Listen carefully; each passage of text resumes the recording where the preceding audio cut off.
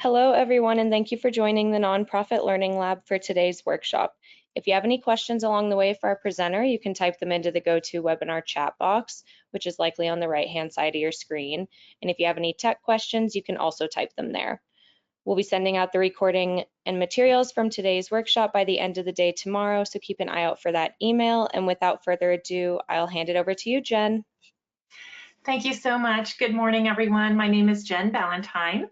I am the founder and president of Highland Nonprofit Consulting, a small women-owned independent consulting firm located in Decatur, Georgia. For the past 20 years or so, I've partnered with nonprofits and foundations to develop and strengthen their approaches to data collection, dissemination, and utilization. I'm pleased to be here today to share some insights and some of my experience for how to up your numbers game and use data, both quantitative and qualitative, to drive your fundraising programs and strategic planning. And just so I can get a sense of who's here with us today and what your experience is, we have a brief poll that for you all to complete.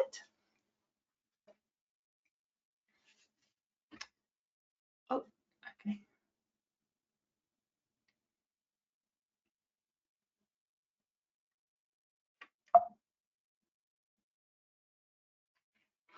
Oh.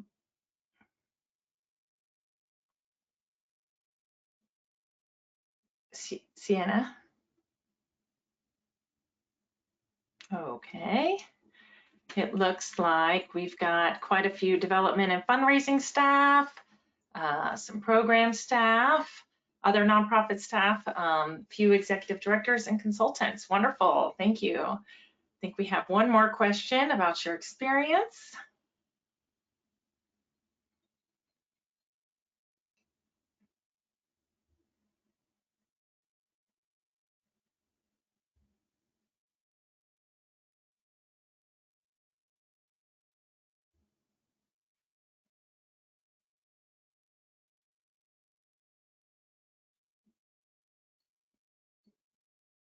All right, okay.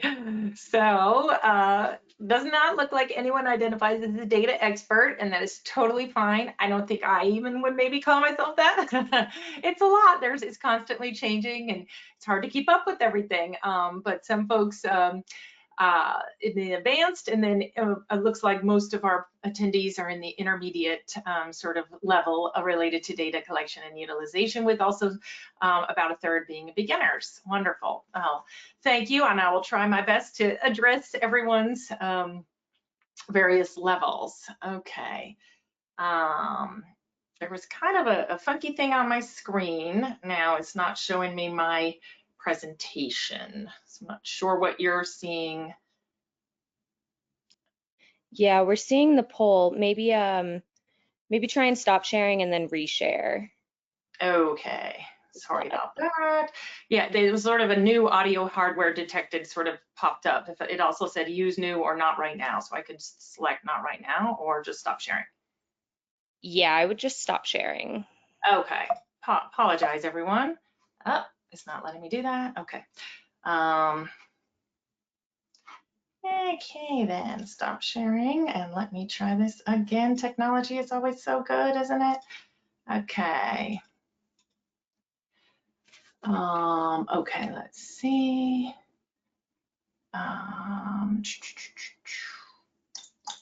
It looks as if it crashed the Canva. So one moment, everyone. Who knew that this was going to happen? I can also, let me just pull it back up. My apologies. Okay, here we go. All right, let me see if this is working now. Oh, are you able to see that now? And if I go to present? Yeah, do the present. Yeah, there we go. Perfect. Okay, thank you everyone. Apologize for that. Okay, All right. Well, today I'm just going to be talking with you about how to use data effectively to secure funding, guide your programs and strategy, and demonstrate your value and ensure that you are providing evidence of your effectiveness and impact, which will enable you to be adaptable and responsive, which are obviously key criteria in these times that we're in. First, and none of my graphics are showing up. Not sure why. I apologize. Technology. Okay, so I have beautiful graphics here, which for some reason are not here, but oh, there we go. Okay, it's taking a minute. There's some lag time. Okay. So as we all know, fundraising is a tough job, particularly in this current environment, and funders are increasingly demanding data-driven strategies and approaches. So ensuring that you're collecting data to quantify your needs, show your impact, and make your case is crucial. And having strong quantitative data coupled with the qualitative information and stories to support your ask and demonstrate the need is critical to building credibility, among funders. And of course, as an evaluator, I always work to strengthen the evaluation sections of proposals as well to ensure that there is alignment between the case statement or the need, your proposed activities and goals and objectives, and how you're going to identify and demonstrate your impact. So kind of ensuring a common thread throughout. Okay. So what are some of the ways in which you can strengthen fundraising efforts? And I know we have a fair number of fundraising experts with us here today on the call. So hopefully you'll gain some new nuggets. You may know some of this already, but I think one of the key things that I'm noticing, particularly again in our current environment, is to really strive to create an abundance mindset versus a scarcity or survival mindset, which I know is how many agencies are operating right now. But if you, as an executive director or fundraising or development staff and leader, can foster that culture of abundance by embracing growth and openly discussing and tracking finances, and needs, and then celebrating those successes and what you do well, and encouraging folks to come from a place of not of limited resources, but of the idea that there is enough to go around, that there are resources, and what can we do to help identify those and be creative and collaborative and innovative in our efforts to garner additional resources. So I think sort of shifting the way that it's viewed internally can make a big difference, both for you all, because I know it's a lot of pressure, but also for staff and team members who are working their hardest to do this in a difficult and trying environment. So again, for example, working within an abundance mindset, you and your staff can prioritize cultivating those meaningful relationships with potential donors or existing donors, understanding their motivations and fostering a sense of partnership.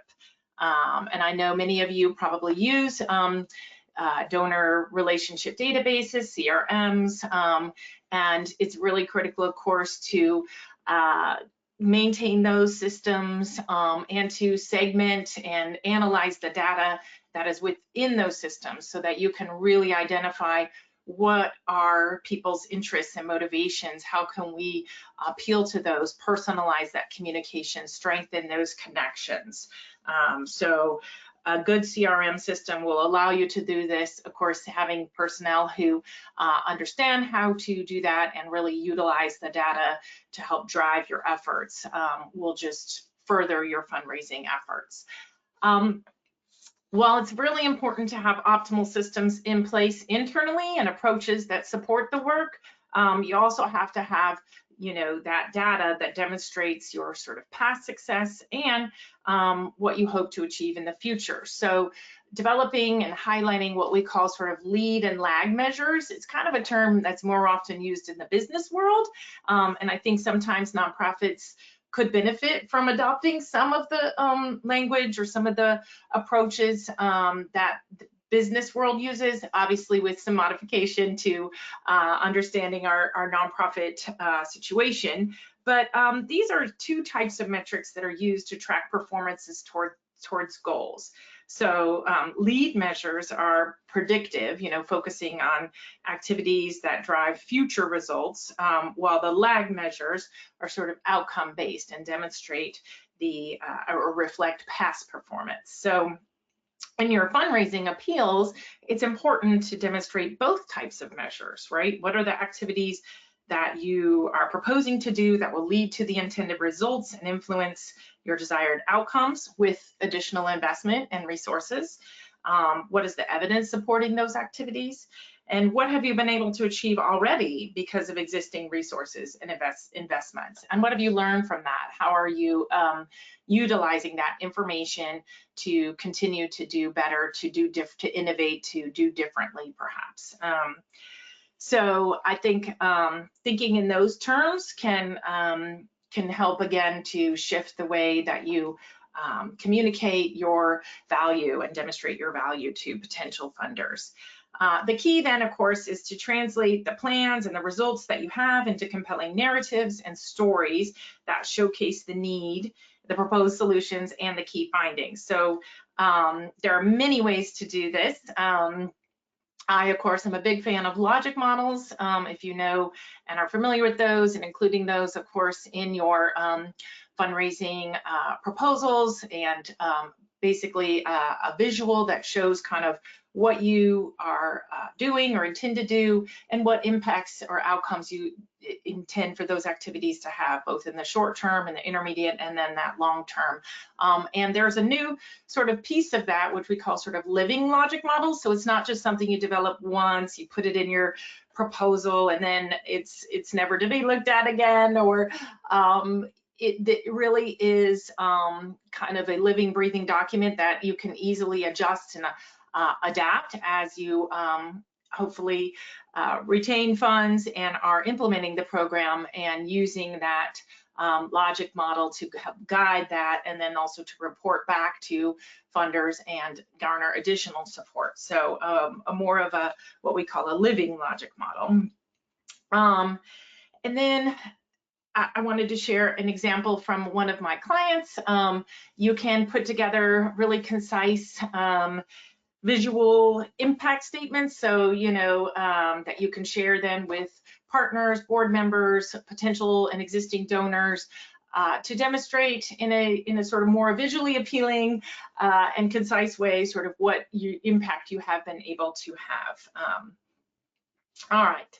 So, of course, none of this data is going to be available for you to include in fundraising appeals if you don't collect it systematically, and are able to easily extract the data and make sense of the findings. And I know that this is a challenge for many agencies. You have data, you have multiple service lines or programs with that are vary in their nature and their scope, and there's data collection that can happen with across all of those different programs. So how do you systematically collect that? How do you make it so that you can easily extract that data and make sense of it? And data really can and should be used and collected at different points. So, for example, to guide the needs assessment, the planning. What are the needs? And sometimes you can find that in the literature or other places where they may have documented the needs if you're not able to do some formative data collection upfront to identify specific needs of your population, specific populations. But if you are able to, that's a great way to inform and help for planning for programs. Obviously, when you implement, you're going to want to be collecting data continuously, again, systematically throughout those process to be used not only to improve the quality of those services and programs, but also for evaluation and reporting purposes. So what are some of the ways that you can do that? Because I know you all know the importance of collecting data, but I know that in practice sometimes it can be challenging. So some of the things that I recommend and I work with my clients on is really instituting evaluation as an integral part of operations. So we develop evaluation standard operating procedures, SOPs. So just like you might have SOPs for another piece of your operation or programs, you have those for evaluation. So you make it standard practice, and everyone is trained in those SOPs. They're understand what is being asked of them, what is being required, that it is part of the work. It is not an add-on, or this will be great if. It's an integral and very key piece of program implementation. So of course that means that you need to plan for that. You've got to start at the beginning of new programs or services, for example, or coming into ones that are already existing, to understand what kinds of data do we need to collect, how are we going to collect that data, who's going to be responsible for it, and how are we going to do that systematically. So ideally, I recommend, identifying some key data champions within the organization, folks who get excited about this, who have a background and understanding in working with data, who want to really ensure that your agency is using data, collecting and using data effectively. So ideally, of course, having a centralized database where you can collect and maintain and interact with your data is also a very important component. However, I know that sometimes that is a challenge. Sometimes the cost is prohibitive. Sometimes the data or the different kinds of programs and services that you may offer don't lend themselves well to a particular centralized database. So when that's not possible for whatever reason, at the very least, I recommend having, again, as they'll be developed in those standard operating procedures, very systematic sort of procedures, processes, and to the extent possible, tools for both tracking and evaluating programs and services. And then a key piece, of course, is not just collecting the data, but using it. So understanding what do we do with this data? And so that's another very important part of strengthening your approach to using data, and that is building data capacity. So providing opportunities for all of your team members to engage with data, learn how to make sense of the findings, and most importantly, translate those findings into action. So we live in a data-driven world, and data should be reviewed at every meeting, incorporated into decision making, and applied and used to make improvements, to tell your story, to inform future directions. So real-time dashboards are obviously a great and easy way to make data readily available to all. Again, I know a lot of folks have so much data that it's hard to try to identify how can we sort of really make sense of all of this. So in some instances, I've seen agencies where maybe they identify kind of the top key 5 metrics, for example, across either the agency or across programs, and they routinely collect and assess those metrics, include those in a dashboard. And dashboards, again, don't necessarily have to require sophisticated software or expensive software. You can use Google, you can use Excel even, or Google Sheets. So things that are readily available, that are fairly easy for folks to use and maintain and update, and don't require a huge investment, because I know that's also an issue. So one of the things that I do to help people engage with data is we have what's called a data party. We make it fun, right? And so, for example, this was a community needs assessment I did on behalf of one agency. I presented some of the data, and then we came together in a virtual setting, and this included board members, partners, staff, kind of everyone who had been involved in the process. And I showed them the findings, and then we reflected on it. Why do you think this is? And this was some of the information input that came out of that process. This is just one of the questions. So this was a great way for us to really make sure that the data was grounded in reality, and that every key interest holder has a voice in the process. So I highly encourage the use of data parties, and just really helping people to engage in the information. All right, so moving on, in my last 5 minutes here, I'll just talk briefly about how to use data to drive strategic planning, because obviously all these things are connected, right? You've got your plan that is kind of for your agency for the next however many 3 to 5 years. You've got a fundraising sort of plan that you're working to accomplish, and then you have programs and services that you're providing that you need to evaluate. So all of these should really sort of be aligned and use data in the different ways to help drive those processes. So while much of my experience lies in program evaluation, over the past several years, I've segued into designing and facilitating several strategic planning processes to ensure that agencies are making data-informed strategic decisions and developing measurable goals and metrics. So data is really the key to successful strategic planning, and it should be used to understand the current situation, define the strategic priorities, and inform decisions. So for example, what do constituents have to say about our agency? What internal metrics demonstrate the key issues and priorities? And what is going on in the field and the broader context that informs how we want to operate?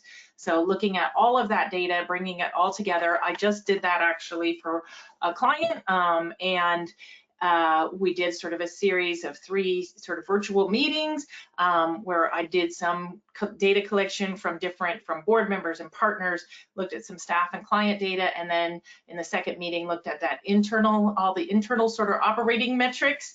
And it was really insightful because it was the first time that the group had sort of viewed all this data together, because sometimes you might have your your meeting about your finances, and you just look at the numbers and you just talk about that. Or another time you might have an HR meeting and you look at your turnover rate and your retention rate, and you try to look at that.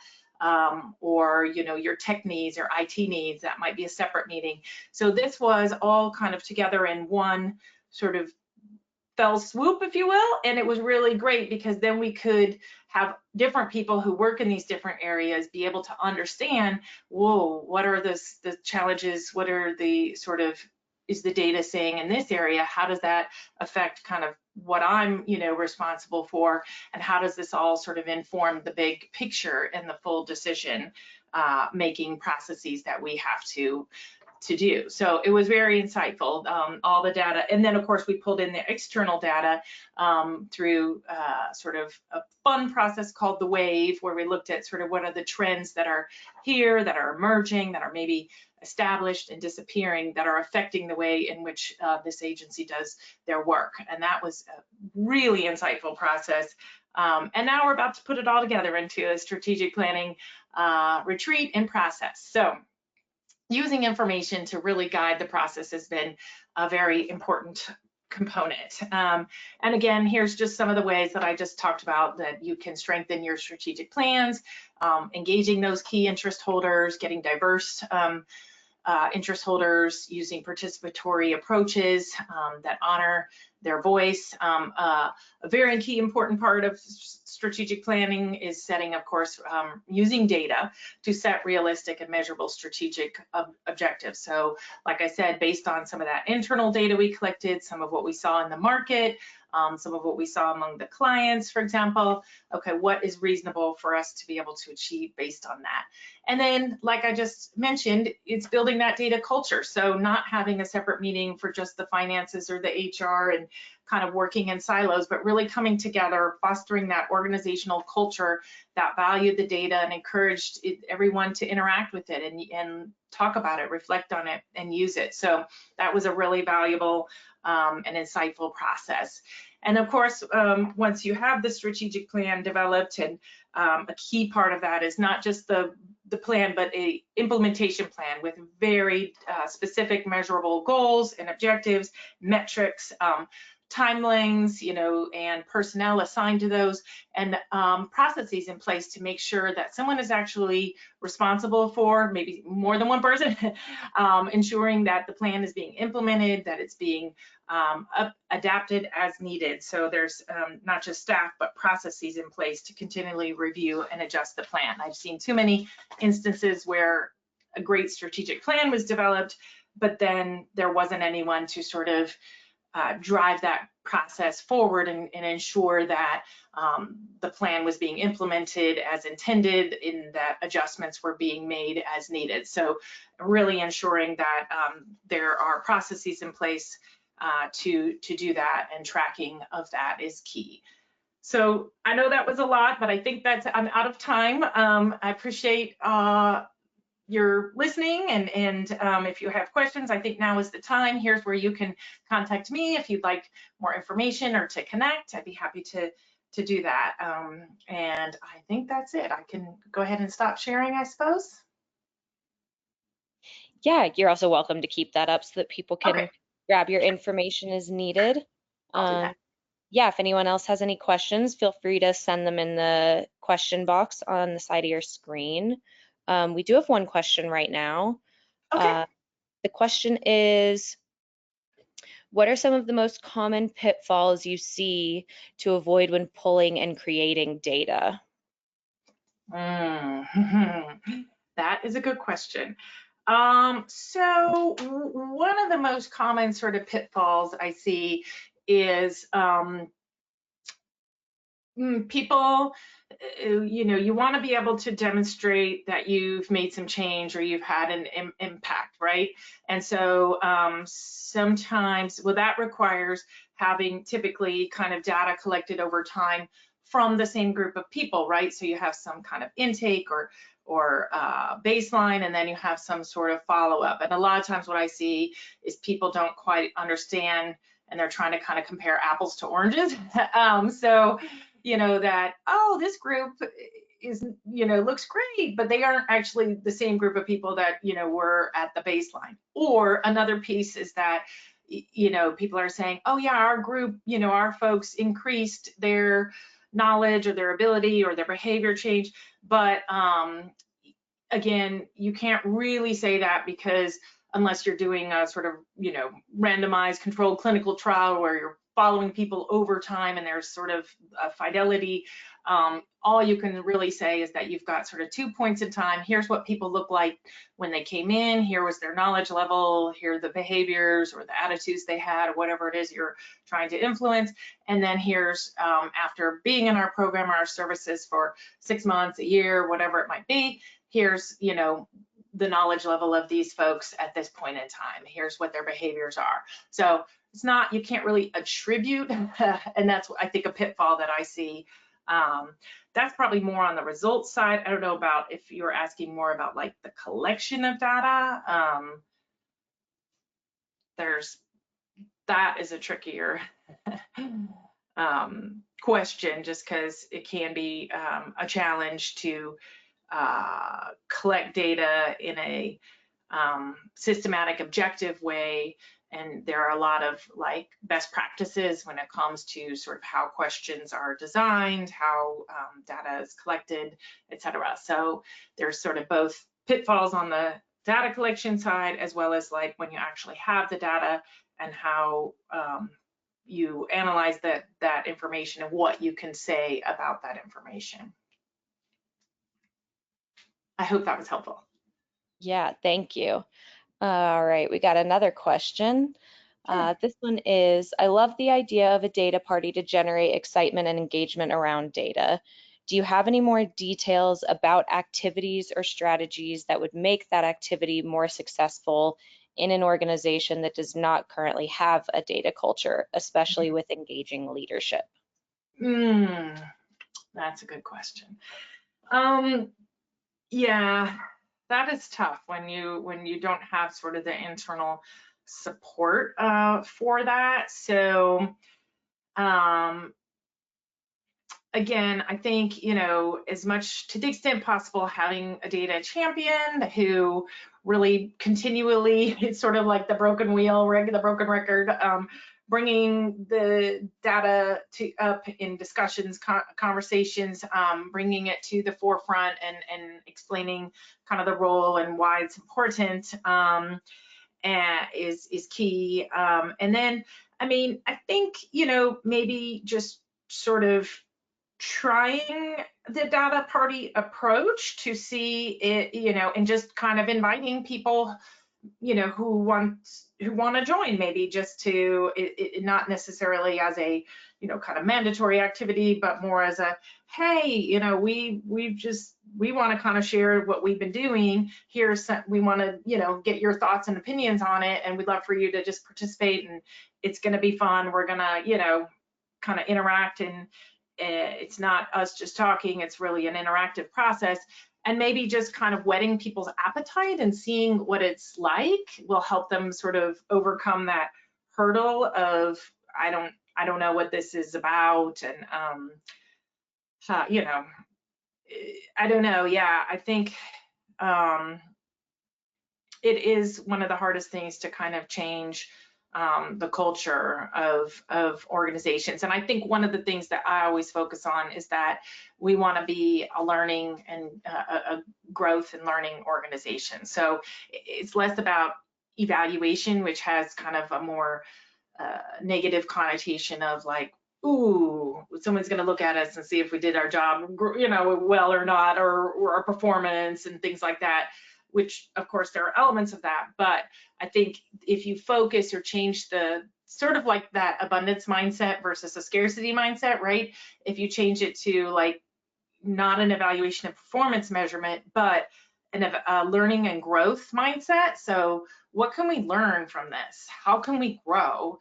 What can we do better? And I think that if you frame it in that way, that really helps people to see that that's what it's about, and that's what we're trying to do here, because I think everybody ultimately wants your organization to be the best it can be, right? And so framing it in that language in terms, I think really helps. Awesome, thank you. We do have a couple more. Sure. My organization uses Google Suite to collect data from our program participants. Are there any other platforms you would recommend for data collection? I mean, if you're already using Google Suite and you feel like it's working well for you, then I feel like don't rock the boat. I just because I've been doing this for so long, I use SurveyMonkey to collect my survey data. Uh, I do feel like it has a little more functionality than Google Forms, for example. Um, but Google is improving all the time, and continually adding new features that makes it more and more compatible with a SurveyMonkey, for example. But yeah, I mean, I also tend to use Excel or Google Sheets, for example, for project tracking. Again, if that's working well for you, then I think by all means, continue to do that. I don't often recommend very, expensive or sophisticated databases like a Salesforce, for example, unless, of course, your agency is already using that, you have the resources for that, and you have people who, that's where I've seen the pitfall with that, is that, the agency got Salesforce, but then didn't really have the personnel internally who were qualified or capable of understanding how to best use that system, because it can be a little bit complicated. So, but if you have the resources, if you have the internal capacity, then something like a Salesforce could be an effective data management as well as sort of customer relationship management tool, sort of combining those into one. But I know a lot of agencies aren't in a place for some position to acquire that type of resource. All right. We have another. Do you have recommendations for showing impact in programs that are one time only, such as school visits to a museum? Yeah. I'm glad you asked that. I'm about to actually embark on an evaluation of the Children's Museum for Greater of Atlanta here. So I'll be sort of confronting that same challenge. And it is a challenge. And I think that, trainings are often a one-time event also. So, we do the best we can do with what we've got, which is to try to capture some data at the time of the event or visit, whatever it might be, that would help to assess, that individual's experience, gain in knowledge, attitudes, intentions to adopt behavior, because obviously we're not going to be able to follow them over time. So we're just, all we can do is the best we can do is sort of collect what we call sort of a proxy indicator, which is I intend to, change my behavior in this area, for example, or I intend to use this training skill that I've gotten, or this particular visit, this exhibit has really encouraged me to think differently about, the world or whatever it might be. Unfortunately, there isn't a lot that we can do in a case like that, where there's just a one-time kind of point in time.